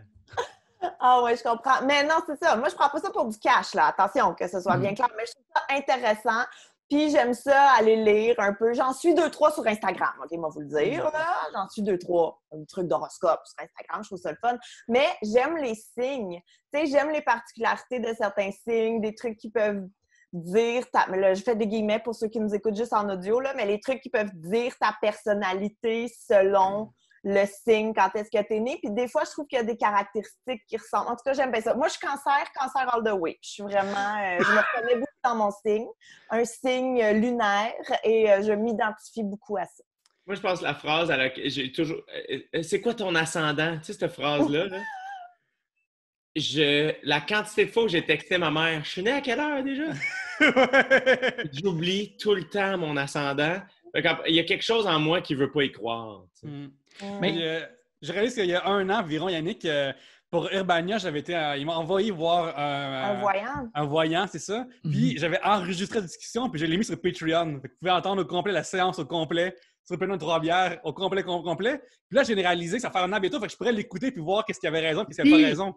Généraliste, Oui! je peux faire ça. Fait que je vais faire un Ça, c'est review. intéressant, par exemple. Ça me Ouais. fait triper quand même. Genre, faire tirer au tarot, je trouve que ça amène des belles conversations. Et ça, c'est non négligeable. Moi, j'adore me faire tirer au tarot. J'ai une de mes amies qui me tire au tarot, puis des fois, elle me fait même des readings à distance. J'adore ça. Moi, je connais pas beaucoup le tarot, mais les peu de cartes que j'ai vues, il y en a qui sont vraiment sick. Comme il y a un gars qui se promène avec 10 épées, puis là, je suis comme, c'est quoi l'histoire de ce gars-là? Qu'est-ce qu'il représente? Je suis vraiment curieux. Là, je le trouve cool. Faudrait que, c'est ça, projet de cet été, là, me familiariser avec le tarot un peu, là, parce que visuellement, c'est vraiment nice. Mais les c'est autres, ça que j'allais dire. Que tu y crois ou pas, moi, le peu de fois où ça m'est arrivé, ça donne des conversations quand même intéressantes. Il y a quelque chose de bien... je sais pas, moi, j'ai toujours trouvé que c'était le fun. C'est ça, mais ça dépend aussi, je pense que... mettons que tu es dans un party puis quelqu'un, ton ami a des skills, mettons, whatever, c'est une dynamique. Mais mettons, dans mon cas, moi, quand je suis allé voir quelqu'un puis qui chargeait genre 60$, 70$, là, j'avais plus sceptique parce que je suis comme là, tu es en train de vivre de ça, puis ça devient une autre dimension pour moi. Fait que, tu sais, mettons, dans l'enregistrement, tu peux me voir, des fois, lui poser des questions sans, tu sais, il veut des réponses de ma part, puis je suis comme non, tu devrais le savoir ou tu devrais, comme, je veux savoir, je veux que tu me montres que tu es capable de voir vraiment ce qui se passe, là. Puis, c'est sûr que tu serais dans la merde en prison, mon gars. Je suis le bad cop déjà. La personne qui te tire au tarot. Non, tu devrais savoir tes poches. Asti, après, tu te fais péter la première soirée, mon gars, c'est sûr. Ouais, exactement. Écoute, c'est pour ça que je vais jamais y aller, probablement. J'espère pas m'y rendre, ça devrait bien. C'est tout ce que t'as. Oh ouais, hein? Bang! Je prédis un coup de poing dans ton avenir. Ouais, yes! Mais, par exemple, une affaire, moi, j'y crois pas tant que ça, mais une affaire que j'aime cependant avec l'horoscope, justement, les idées de ascendant et tout ça, c'est au moins, il essaye d'avoir une genre de précision qui est plus scientifique. Puis, non, mais qui dit comme, ah ouais, t'es poisson, mais t'es-tu ascendant? C'était quelle journée? C'était quelle année? Des affaires comme ça. Tu sais, le fait qu'il essaye un peu de resserrer l'étau puis de mettre plusieurs loupes, il y a comme un effort de faire semblant, il y a comme un effort plus de préciser c'est quoi. Et moi, j'apprécie ça au lieu de juste faire comme « Ah, t'es né à cette journée-là, puis c'est ça qui va t'arriver, c'est ça ton destin. » Ouais, je comprends. Moi, j'ai une petite curiosité quand même. Tu sais, Pierre-Luc, ce que tu as fait aller rencontrer une voyante, mais tu vois, ce serait exactement dans le même contexte que toi, c'est-à-dire, faudrait que c'est jamais moi qui vais organiser ça. Ce ne sera pas de mon plein gré ou de mon... Tu sais, la seule fois où on m'a fait la carte du ciel, c'était dans un show télé où c'était comme la thématique, l'année à venir. Puis la madame était comme « Hey, ben j'ai fait vos cartes du ciel si vous voulez après la captation qu'on en discute. » Puis j'avais recroisé au Salon du livre de Québec. Puis elle était comme « J'avais dit à Kim Ross qu'elle tomberait enceinte. » C'était qui, la madame? T'en souviens-tu? C'était Ginette. Elle était vraiment cool. Pour vrai, j'avais trouvé ça le fun. Elle avait l'air juste d'une gentille grand-mère. Puis elle était comme « Hey, moi, je suis pas là pour... S'il y a quelque chose que je te dis que t'aimes pas, elle, normalement, avec ses patients, elle essaye comme de travailler en fonction de ce que tu veux. Elle voyait vraiment d'une manière de... Elle voulait que ses patients soient à leur plein potentiel le plus souvent possible. J'étais comme, c'est quand même une approche plus smooth, où on est un peu plus en contrôle. Mais tu sais, c'était quand même intéressant. Puis elle m'a pas tout dit aussi. Là, elle était comme, je te dirai pas tout là, ce que je vois sur mon affaire, parce que c'est des affaires un peu plus plates. Puis j'étais comme, là, tu vois, ça fait 2 ans. Puis je suis comme, Chris, arrête-tu plus m'aider dans M'éviter 2-3 trucs. Mais ça, c'est un autre truc aussi. Moi, quand je me suis fait tirer au tarot, toutes les fois que je me fais tirer au tarot, mon ami me précise toujours que, tu sais, c'est ce que je vois dans les cartes, mais c'est pas définitif. Parce que tout peut changer, tout peut bouger, tout peut y aller. Tu sais, faut pas que tu prennes ça pour du cash. Fait ça, c'est bien aussi quand il te le... Mais je peux très bien comprendre ceux qui tombent là-dedans puis qui deviennent un peu dépendants. Puis un peu... Moi, si j'étais une milliardaire excentrique, tout passerait là-dedans. Clairement. J'aurais mon astrologue à temps plein, puis j'aurais des cristaux chez nous. Là. Ce serait ça, ma passion. Mais là, il faut que je travaille. Des bagues d'émotions, voir est-ce qu'elles fonctionnent bien, est-ce que j'ai toutes la même couleur. Absolument. Puis des cristaux protecteurs, puis tout. J'aurais tout. Mais là, tu comprends, c'est ça. J'ai une famille, il faut que je travaille, fait que je peux pas m'adonner à ça. Mais si un jour je fais des héritages, cherchez-moi plus. Mais tu vois, je trouve ça bizarre comme prémisse de... Je prédis ton avenir, mais ça se peut que tout chie, genre. je trouve ça bizarre comme, genre, je vais mettons, chez quelqu'un, puis on fait une activité de prédiction que, ouais, mais ça se peut que tout change. Puis là, je me dis, tabarnak, c'est donc bien antiproductif, cette histoire-là. Genre, on peut juste avoir du plaisir rendu là, t'as pas besoin de faire semblant. On peut juste, on parle du passé, puis ça donne qu'on joue aux cartes en même temps, là. Oh mon Dieu, Pierre-Luc, non, Ouais. non, vraiment, t'es juste de mauvaise foi. J'ai encore ruiné. Que de mauvaise foi en ce moment. Moi, mon voyant m'avait dit que mon guide spirituel de ma vie s'appelle Naphaël, qui était... c'est quoi l'année déjà? C'était moi en 1400 quelque chose, un genre d'espagnol. Puis c'est à travers Naphaël qu'il me parlait de mon passé puis de mon futur. Puis il m'avait aussi... fait que tout le long, il me parlait de Naphaël tout le long. Puis ça, je trouvais ça vraiment bizarre. Genre, c'est un petit peu... Oui, Naphaël aussi aime la couleur rouge et il aime manger de la pizza aussi. Ouais, ça, c'est clairement de lui que je tiens ça, Yannick. Oui, absolument. Écoute, Oh mon Dieu. je trouve aussi que le nom soit Naphaël, pas tant... Tu sais, je veux pas critiquer les conventions de nom des anges, là, mais un petit peu de paresse là-dedans, là. Tu sais, ton ange s'appelle Michael. Je suis comme, OK, ben... Imagine, tu sais, il m'avait dit, genre, ton ange, il s'appelle Steven. T'es comme, ah, tabarnak. Mon ange, c'est Steven. Le premier Steven de l'humanité. Ouais. Le premier Steven. Toi, t'es comme V ou PH? Parce que là, j'ai besoin de savoir s'il est plus classique, là. Ouais. S'il est plus superficiellement classique. Écoute, on va y aller avec une dernière question du sujet de quelqu'un qui s'appelle le Dr Gauthier, qui se nomme le Dr Gauthier, qui nous demande quelle nourriture fictive aimeriez-vous manger ou boire? Clairement, la bouffe dans le film Peter Pan quand les enfants perdus font leur repas. Oui, dans Hook, oui. Ça avait l'air bon. Oh mon Dieu que ça avait l'air bon. Moi, j'ai beaucoup lu les Astérix et Obélix quand j'étais kid et le sanglier, comme Obélix mangeait juste de même, là. Je me souviens être kid puis faire « ça a l'air délicieux ». Jay, tu penses que ça goûte comment la potion magique? Parce que moi, c'est une affaire que je me suis souvent demandé quand j'étais jeune. Vu que c'est dans une marmite, j'étais comme... J'imaginais que c'était une genre de soupe ou un bouillon, mais depuis, c'est quand j'ai vu ce sujet-là comme popper, j'ai immédiatement pensé à la potion magique. Je suis comme, qu'est-ce que ça goûte, selon toi? Super bonne question! Là, tu vois, maintenant que tu m'en parles, le réflexe, évidemment, c'est chaud. Mm-hmm. Une soupe, il y a quand même des épices. Tu sais, ça me surprendrait pas qu'il y ait du gingembre, tu sais, des affaires de même, là, tu sais. Mm-hmm. Mais il y a la serpe d'or, justement, pour aller couper quoi, déjà? Quel est l'ingrédient secret, déjà? C'était une herbe, il me semble. Je me rappelle pas. Je me rappelle laquelle. Comme ça, on pourrait avoir un indice de plus sur ce que c'est, là. Mm-hmm.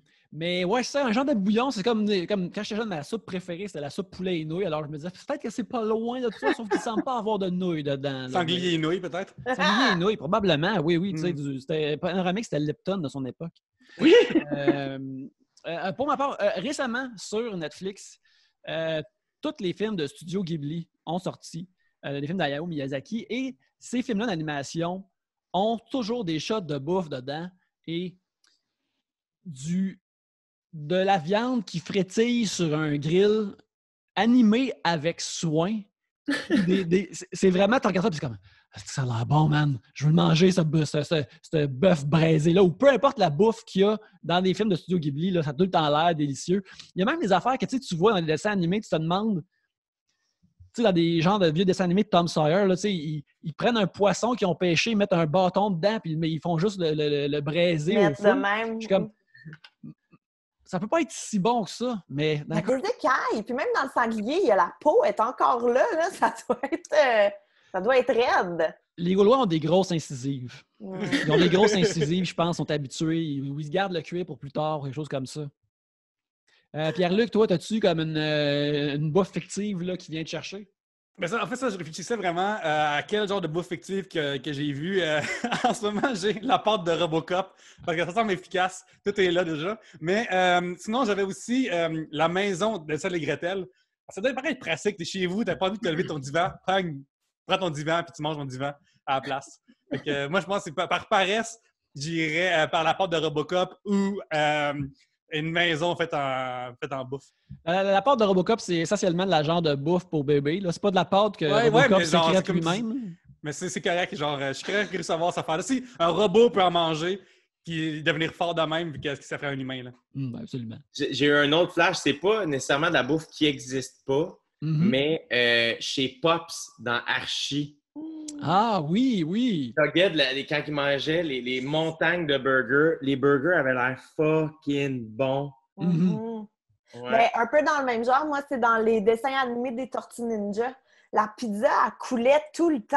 Oui. Elle avait l'air tout le temps tellement délicieusement fromagée. Ça avait l'air succulent. Oui, je me rappelle quand, dans Turtle 2, dans le deuxième film, quand ça commence, au début, tu vois des scènes juste différents New-Yorkais à différentes places de New York qui mangent de la pizza. Puis, tu sais, de la pizza, genre que tu prends chez la rue, tu sais, des hosties de grosses pointes. Moi, un jeune garçon qui n'a que mangé de la pizza Mike's à cette époque, j'étais comme, ça se peut des grosses pointes de même, ça avait de l'air magique et incroyable. Qui n'est pas en soleil! Non, Pan? Quoi? J'étais vraiment impressionné par ça. Puis je me rappelle, quand j'ai déménagé à Montréal, justement, en 1997, quand tu allais downtown, il y avait vraiment plus de places de pizza cheap à 1$. Puis de pouvoir avoir des pointes de même sans problème, là, c'était vraiment merveilleux. Là. C'est la vie urbaine pour moi. Il y a aussi plein de bouffe dans Harry Potter, moi, que je serais curieuse. Un buffet, là, un banquet d'Harry Potter, je pense que je serais vraiment curieuse d'assister. Oh, man, la bière au beurre, man. T'en as-tu déjà mangé?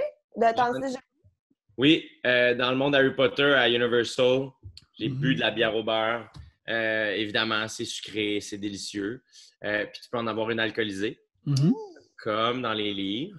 Puis on avait mangé là. Puis j'étais très fan du staff. Là, parce qu'il était un peu tout dans le personnage, mais il en demeure pour moi que tu as une caisse. Tu sais, comme. Fait qu'il y avait quelque chose de comme Hello! Lalalala! Comme il était très. Il jouait beaucoup, mais c'était pas too much. C'était juste comme Oh, vous êtes tous extraordinaires.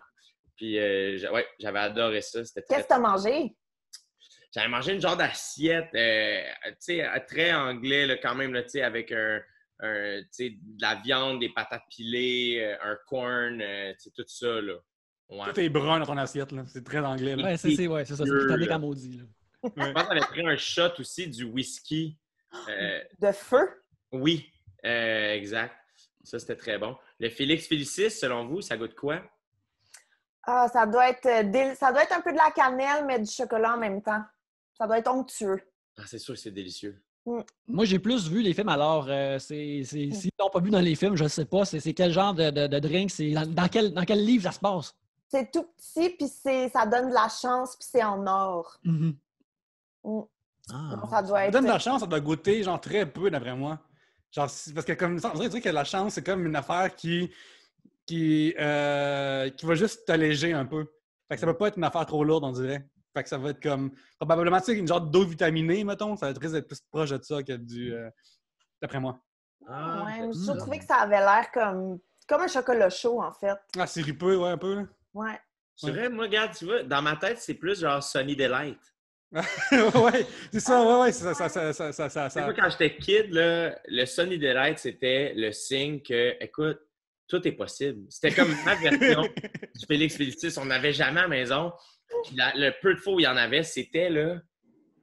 Hey man, on a du Sunny Delight. Qu'est-ce que tu veux de plus? Des rollerblades pour jouer au hockey, on en a, man. C'est la plus belle journée de notre crise de vie, esti.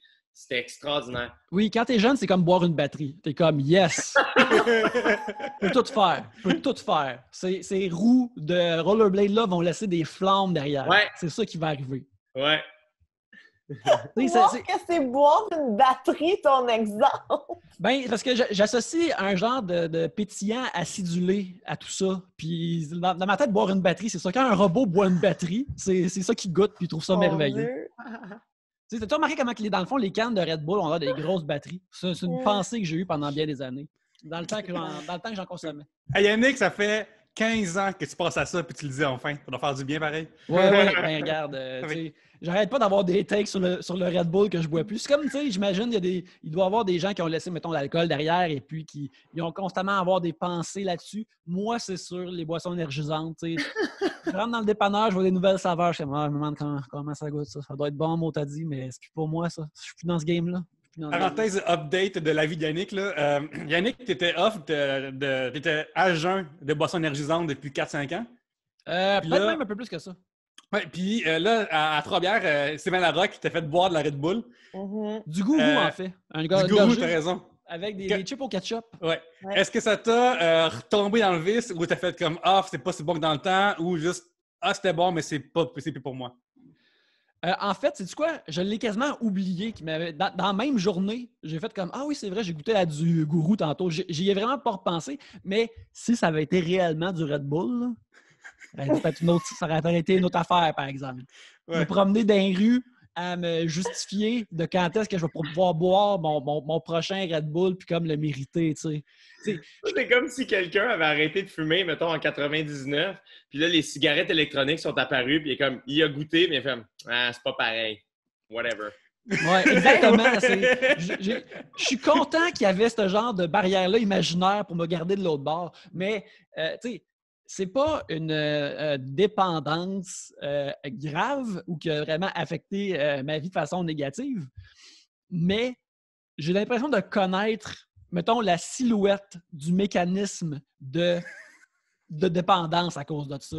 Que c'est facile de penser que, ben, tu sais, si je me coupe, tu sais, là, juste une coupe de shot de vodka, là, pour être correct. Là, j'ai travaillé fort aujourd'hui, je pense que je le mérite. Puis, tu sais, puis après ça, je vais être hyper, fait que je vais pouvoir travailler plus avec la productivité. Puis, tu sais, en tout cas, bref, je pense que je le mérite. J'ai eu une grosse journée, je pense que je peux le faire. Tu sais. J'ai juste vu la silhouette de la machine, puis là, j'ai fait comme non, faut que je me tienne loin de tout ça. Rester tranquille, rester assis chez nous. Devenir l'équivalent d'un prêtre de Footloose, mais pour les boissons énergétiques à la place de danser. J'ai aimé que tu as vu ce que tu pourrais devenir avec ben de la cocaïne. Tu sais, là,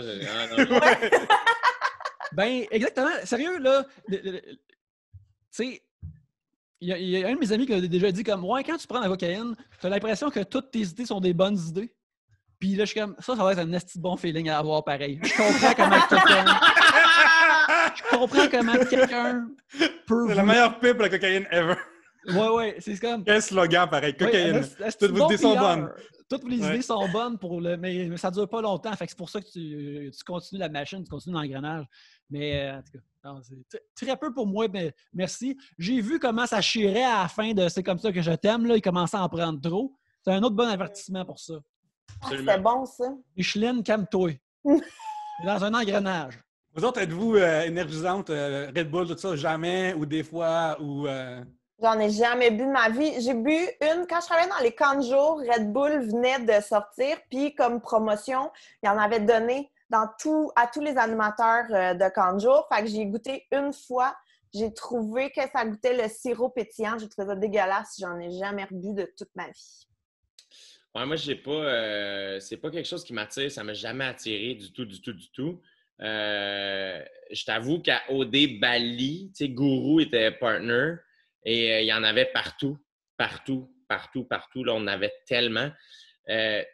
Puis, si je ne me trompe pas, en plus, c'est qu'on avait reçu, mettons, la cargaison de Gourou à 2 semaines avant la fin de la saison. Là. Fait que c'était comme, Chris, il y en a, go!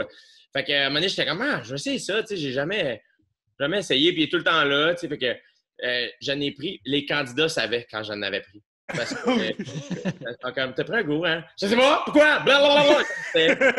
Terrible. Je sautais, faisais une bombe. On est-tu en captation? Non, je saute dans la piscine, c'est tout. Asti, la vie n'est pas juste une captation. C'était terrible.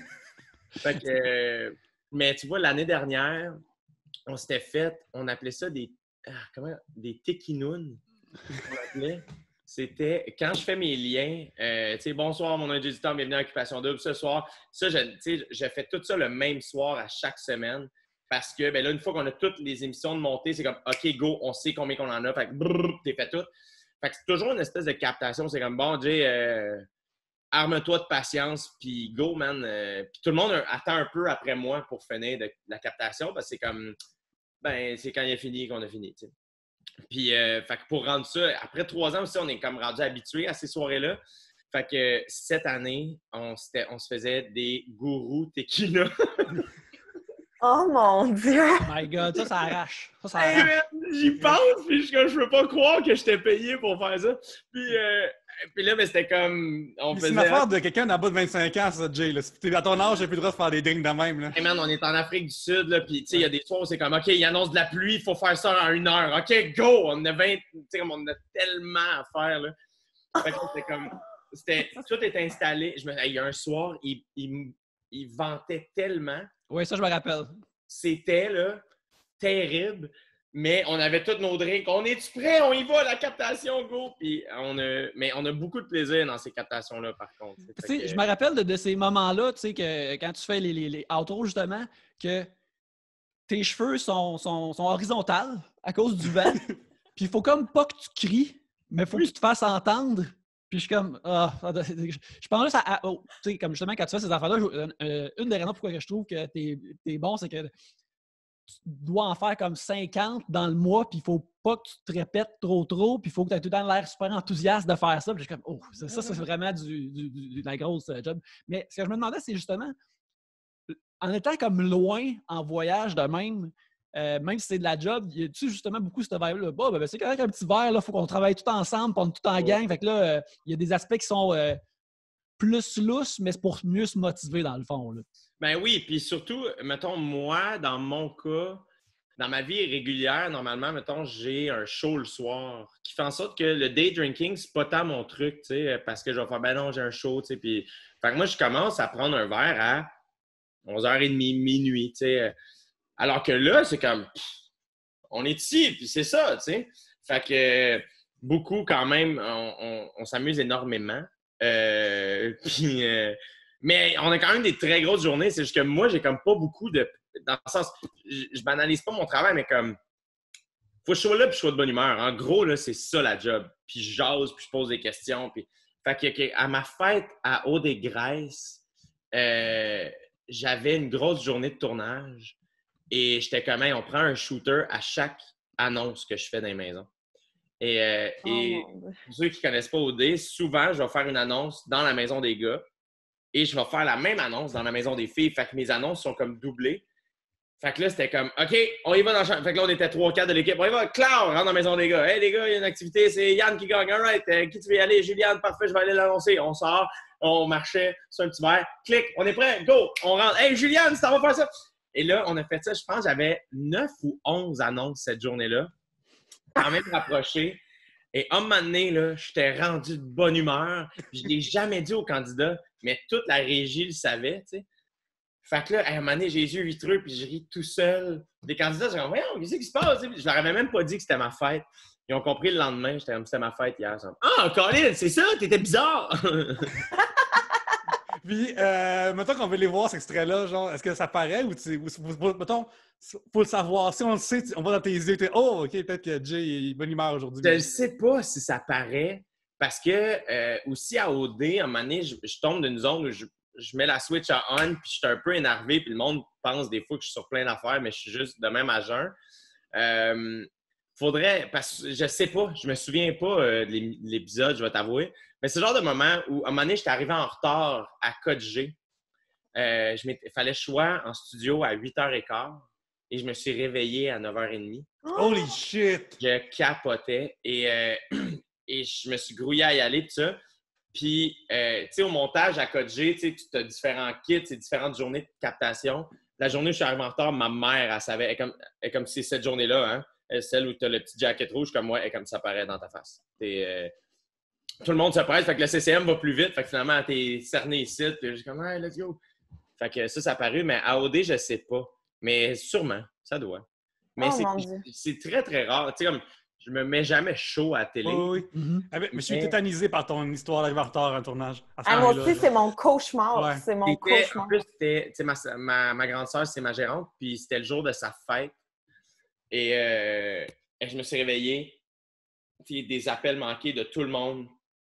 Des messages textes. Je suis arrivé, moi, c'est ma hantise. Je me sens coupable à rien dans la vie. Là, j'arrive, toute l'équipe m'attendait. parce qu'ils n'ont rien à faire d'autre. C'était moi, là, tu sais. Je suis arrivé, là, et j'avais le goût de brailler, je capotais. Puis tout le monde est comme, non, ça va, il n'y a pas de stress. Finalement, j'avais eu le temps de faire ma captation quand même, mais ça a été une journée un peu poche, je te dis. Ah, c'est clair! Oh, moi, j'ai genre, je mets mon alarme sur mon téléphone, je mets une note à un lit pour me réveiller, puis je mets un autre cadre. Je suis complètement parano, c'est mon cauchemar d'arriver en retard. Mais puis le pire, c'est que dans mon affaire, tu sais, je vais pas veiller la veille d'un tournage. Tu sais, c'est pas comme, ah ouais, je me suis rentré à 4 heures, puis comme ça va être correct. Tu sais, comme je m'étais couché, tu sais, j'étais rentré après mon show, je m'étais couché, j'avais mis mon cadran, j'étais prête, j'avais mes petits kits de prête. Puis je sais pas ce qui est arrivé, man. Puis j'ai passé tout droit. Mais c'était à l'époque aussi où je jouais beaucoup dans les bars. Fait que j'étais vraiment sur... Aujourd'hui, je me lève plus tôt, là, mais à l'époque, là, c'était ça la joke. C'était comme Chris J, appelle-le pas avant midi, là, tu sais. Mais, non, ça a été... c'était pas le fun. Parce que j'imagine juste comme... Oui. Mais il y en a qui sont bons pour arriver en retard. Tu sais, ils arrivent comme avec des falafels. Je suis comme, ouais, ça va tout le monde? Puis comme, on dirait que toute personne s'en rend compte finalement. Moi, je suis comme, je m'excuse, je pleure, je m'excuse. Puis ça, comme, ça va, on s'en fout. Moi, il n'y a rien qui me fâche plus que les gens qui arrivent en retard puis que c'est comme leur trademark. Oh ouais, mais je suis en retard. Non. T'es irrespectueux. C'est ça qui se passe. T'es pas à ton affaire. Puis pourquoi est-ce que toi, tu peux faire attendre 10 personnes? Qu'est-ce que t'as? T'es qui? T'es personne. Ben c'est ça. Embraye, là. Ah, ça me fâche tellement. Un de mes bits préférés du monde, c'est Mike Birbiglia dans Thank God for Jokes. Il fait un bit là-dessus sur les gens en retard par rapport aux gens à l'heure. Puis il parle que sa femme est toujours en retard. Puis lui est on time. Puis c'est extraordinaire. Comme le bit est génial. Puis dans la captation, je sais pas à quel point c'était organisé. I guess qu'il y avait... Mais il y a du monde qui arrive en retard à ce moment-là. Fait qu'il leur parle. C'est vraiment un bon numéro. J'ai déjà vécu ce genre de relation-là, puis il fallait que je monte, genre, sur l'heure, la devancer. Parce que moi, genre, arriver en retard, ça me fait chier, là, genre, j'arrive des fois comme flush, mettons, mais également, genre... Puis, mettons, aller au cinéma, moi, je trouve que c'est important d'aller au cinéma, genre une belle place.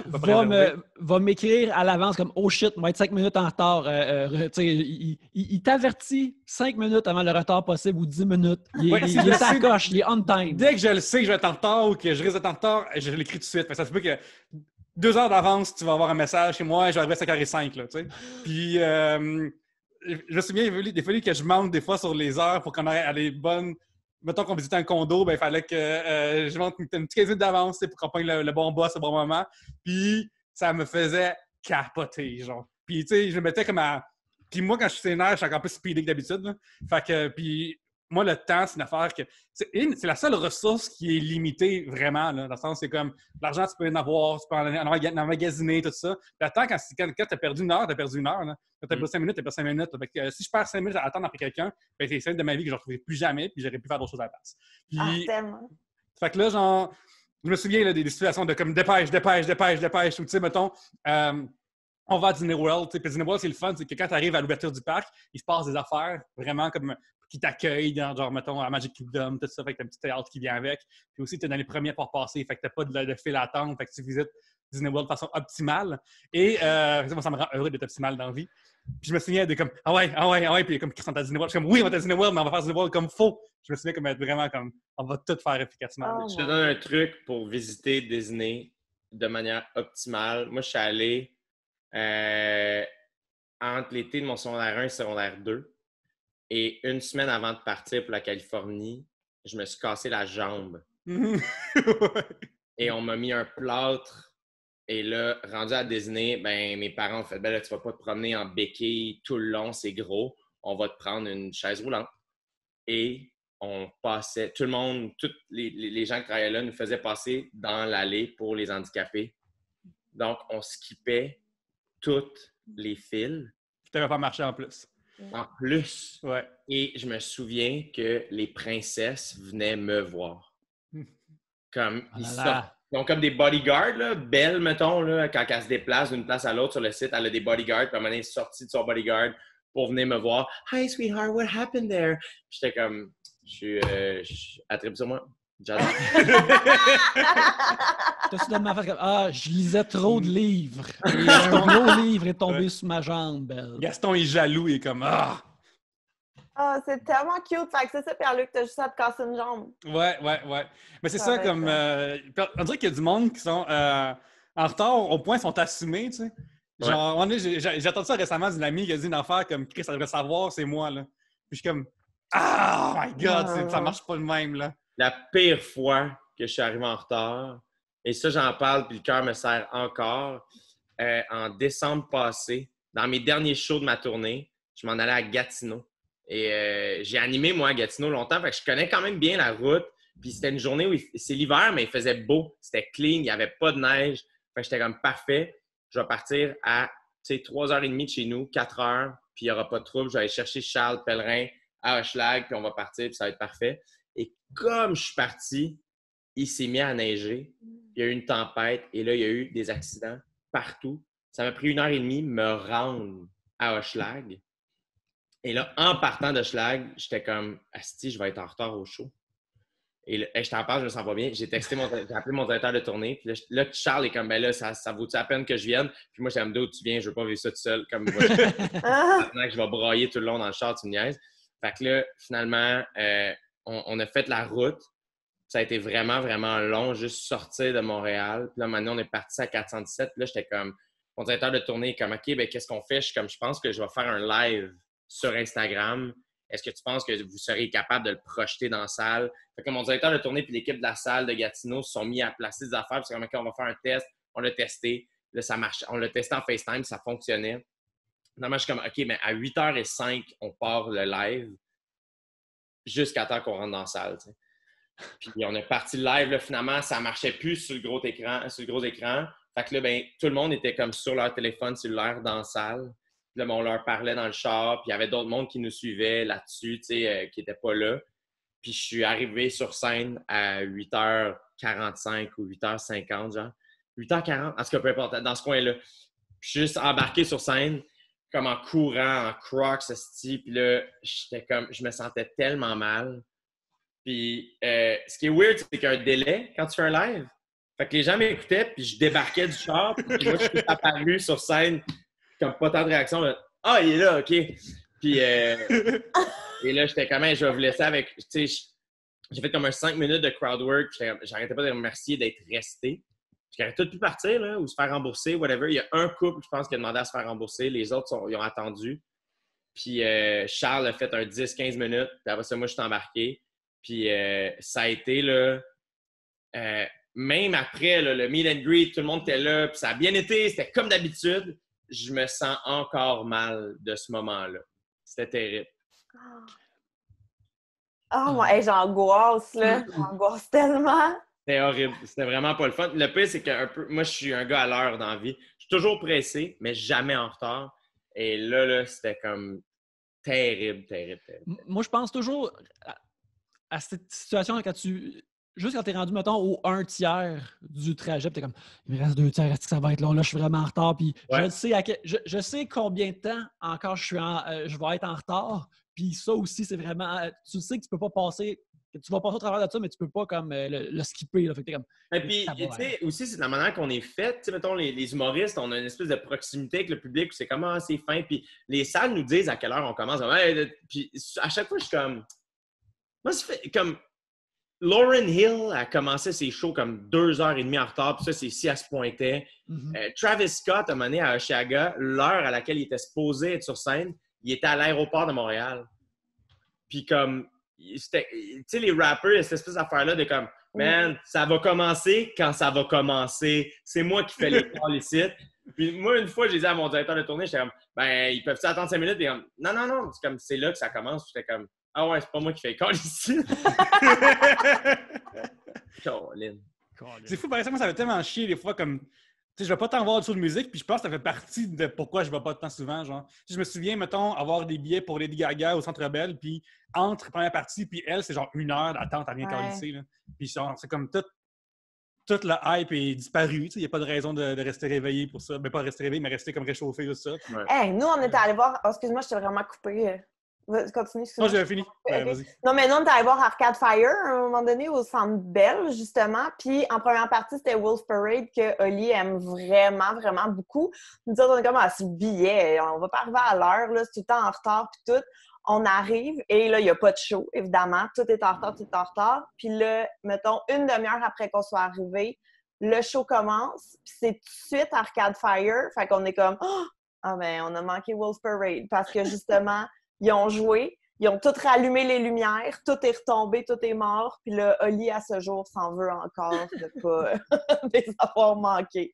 Parce qu'on était comme, on a compris la game de la musique. Ouais, c'est ça. Ils ont hacké la musique. De slacker. Écoute, là-dessus, on va terminer l'épisode. C'était vraiment le fun. Jay, merci beaucoup d'être venu nous voir électroniquement. On a eu beaucoup, beaucoup de plaisir. Oui, puis je veux juste dire, hein, c'est même pas moi qui a parlé de OD. Oui, puis tu as eu une belle retenue, car moi aussi, j'aimerais ça en parler, mais on respecte qu'il y a des choses qu'on n'est pas supposé savoir encore. On attend que ça sorte et que ça soit nous livré comme la production le veut. Vous m'en parlez quand vous voulez, hein, les amis. Ça me ferait qu'à chaque fois, j'ai besoin de vous rassurer de comme... Gab, à chaque fois qu'elle m'écrit pendant la saison, puis le pire, c'est qu'elle m'écrit vraiment pas beaucoup, mais comme « Je m'en retiens, mais là, t'es l'affaire! » Puis je suis comme « Il n'y a pas de trouble, viens, écris, il n'y a pas de trouble, je suis là, ça me fait plaisir. » Et je me retiens tellement, là, c'est parce que c'est Oli qui me dit d'arrêter de t'écrire. Oli me trouve lourde dans le salon, fait qu'il est comme là, laisse Jay tranquille. Mais c'est que je me dis, tu vas tellement t'en faire parler tout le temps, tu sais, genre même mardi, est-ce que cette semaine, je suis allé au bordel, puis t'étais là, puis quand j'arrivais, tu parlais de ça encore, tu sais, tu parlais de comme ce qui s'en venait. Puis oui, mais c'est tellement merveilleux! Oui. Mais quand, tu sais, pour vrai, c'est le genre d'affaire où je fais, tu sais, les gens ont... les gens ont des questions, puis ça me va. Tu sais, je ne vais pas en parler, moi, en partant. Mais si le monde a des questions, ça fait partie de ma vie, puis ça me fait plaisir. Puis si ça ne me tente plus, je le dis, puis on passe à autre chose. Là, tu sais. Après ça dépend des questions, là, tu sais, mais le côté technique de ce show-là est vraiment intéressant. Tu sais. Après ça, tu sais, ce qui se passe dans les maisons. Pendant la saison, souvent les gens me demandent de commenter, puis je ne vais jamais faire de commentaires pendant la saison parce que je trouve que c'est pas ma place de faire ça, tu sais. Mais après, ça va. Puis je pense que j'ai un regard aussi différent de la plupart des gens parce que moi, j'ai connais plus les candidats, puis je suis un peu plus proche. Fait qu'il y a quand même c'est vraiment un unique comme gig, puis c'est bien spécial. Mais c'est ça, il y a des si j'aurais qui se disent. Fait que c'est ça. C'est bien. Fait que bref, ça revient à l'automne. Mais en attendant, est-ce que les gens ils peuvent te voir ailleurs? Oui, j'anime tout l'été à Rouge. L'émission s'appelle L'été, c'est fantastique. Donc, c'est le retour à la maison. Puis sinon, j'ai mon podcast qui s'appelle Jay du Temple Discute qui continue. Donc, c'est pas mal ça. Puis sinon, les gens peuvent peut-être me croiser dans un parc en train de jouer au spike ball. Complètement une passion. Ici, j'ai jamais fait d'héroïne dans ma vie. Mais d'après moi, mon addiction au spike ball est beaucoup plus grave que l'héroïne. Fait que là, à un moment donné, tu vas prendre un break de 4 ans ou 5 ans, puis là, tu vas inviter sur un podcast Samuel Larocque qui va t'amener du spikeball avec des chips au ketchup. Puis tu vas dire genre, ah, j'ai joué un peu, mais ça comptait pas vraiment parce que c'était pas vraiment le spikeball, c'est du sporkball. C'est ça! Le ballon n'était pas entièrement soufflé, c'est pas pareil. C'est ça, ouais, c'est une nouvelle variante. Une variante santé. Gabrielle, les gens peuvent te trouver où? Facebook, Instagram, TikTok, tout se passe là-dessus. Là, je vis ma vie, je partage des trucs, j'ai bien du plaisir, et voilà. Pierre-Luc? Oui, je m'appelle Pierre-Luc Racine dans la vraie vie et sur Facebook. Fait que c'est marqué Pierre-Luc Racine. Puis, whoop, tombe sur ma page. J'arrive à 4000 bientôt. Fait que merci beaucoup de m'atteindre ce chiffre-là. Puis, Instagram aussi, comme ça, le Pierre-Luc. Je suis en route vers le swipe up de très loin. Fait que tu peux m'aider à marcher un peu vers cette destination-là qui va m'arriver dans 8000 personnes. Ton premier swipe-up, ça va être quoi, Pierre-Luc? Mettons, je ne sais pas encore, mais ça va dépendre dans quelle année ça va être. Des coupons rabais du AEW. Oh shit! Avec mon code, genre que j'ai une rubrique gratuite si vous vous abonnez. Ça va être écoute, j'arrive la rubrique gratuite, tu veux m'aider à avoir mon swipe-up. Veux-tu quoi de plus hot que ça? Là? Moi, je pense que tu devrais mettre ta rencontre avec le voyant. Oh shit! On peut faire ça aussi. On peut rendre ça pour tous aussi avec oui. Très bonne idée. Pour ma part, moi, c'est Yannick Belzile. Vous pouvez me suivre sur Instagram où il y a des dessins. Même chose sur Facebook à Cartooniste Robuste. Je fais des illustrations. Ça fait un beau cadeau à l'être cher. Si vous ne savez pas quoi donner, vous pouvez faire une illustration sur mesure. Aussi, on aimerait ça remercier les gens de Tribute Games qui nous hébergent électroniquement, qui ont fait un merveilleux jeu qui s'appelle Panzer Paladin, sur lequel j'ai travaillé et qui est appelé à sortir cet été, je crois. On vous revient avec une date, mais c'est un jeu super le fun qui va sortir sur la Nintendo Switch et sur Steam. Mais en attendant, merci beaucoup de nous avoir écoutés. Et sur ce, à la prochaine bière!